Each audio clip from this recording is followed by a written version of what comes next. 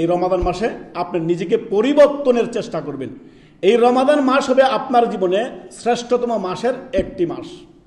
এই রমাদান মাস থেকে আপনি শিক্ষা নেবেন, রমাদানে আমি আমাকে পরিপূর্ণ বদলে নিব। আগের যে জীবন ছিল আমার, অবাধ্যতার জীবন, গুনাহের জীবন, নাফরমানির জীবন, সেই জীবন থেকে আমি নিজেকে পরিপূর্ণরূপে পরিবর্তন করব।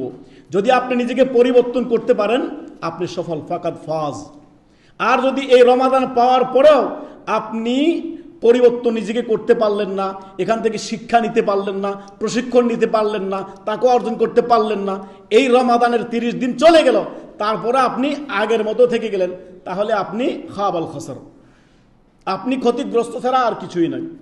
আল্লাহ রব্বুল আলামিন এই মর্মে সূরা আশ-শামসের আয়াত নাম্বার 9 এবং 10 আল্লাহ রব্বুল আলামিন বলেন, যারা নিজের আত্মাকে পরিশুদ্ধ করে, কি করে? পরিশুদ্ধ করে, পরিষ্কার করে সমস্ত নিফাক থেকে। সর্বনিকৃষ্ট নিফাক হচ্ছে শিরক। কি? আমরা এটা বুঝি না। নিফাক আমরা মনে করি যে এমন গুনাহ, যে কোনো গুনাহই, সব গুনাহ হচ্ছে নিফাক। তবে সর্বোত্তম কাবায়ের হচ্ছে, আকবারুল কাবায়ের হচ্ছে শিরক, শিরক বিল্লাহ, আল্লাহর সাথে যদি কেউ শিরক করে। অতএব আপনি আপনার নফসকে সমস্ত শিরক থেকে, বিদআত থেকে, সকল প্রকার গুনাহ থেকে নফসকে পরিশুদ্ধ করবেন, পরিষ্কার পরিচ্ছন্ন করবেন।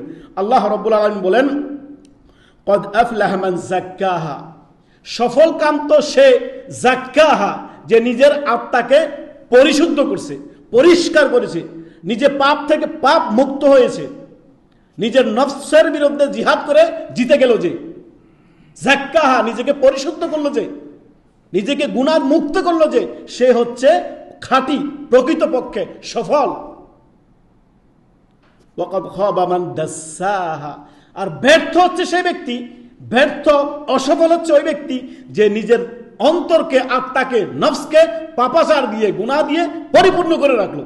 রমাদান পেয়ে গেল, নিজেকে পরিশুদ্ধ করলো না। রমাদান পরে পেয়ে গেল, আল্লাহর ভয়ে গুনাহমুক্ত হতে পারলো না। রমাদান পেয়ে গেল, পাপ মুক্তি করলো, নিজের জীবনকে ধুয়ে মুছে সাফ করতে পারলো না। রমাদান তার থেকে বিদায় নিল, সে তারপরও কি করলো না? নিজের নফসকে পরিশুদ্ধ করলো না। সফল কাম ওই যে নিজের নফসকে, আত্মাকে কি করে? পরিশুদ্ধ করে।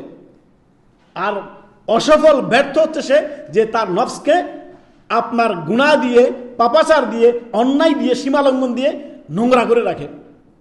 অতএব এই রমাদানের শুরুটা হবে আমাদের তাকওয়া দিয়ে। কি দিয়ে? আল্লাহ ভীরুতা দিয়ে, তাকওয়া দিয়ে, সালাত দিয়ে, সিয়াম দিয়ে, জিকির আজকার দিয়ে, দান সাদাকা দিয়ে, সার্বিক নেক আমল দিয়ে আমরা কি করব? ফাফিরু ইলাল্লাহ, তোমরা আল্লাহর দিকে দ্রুত ধাবিত হও।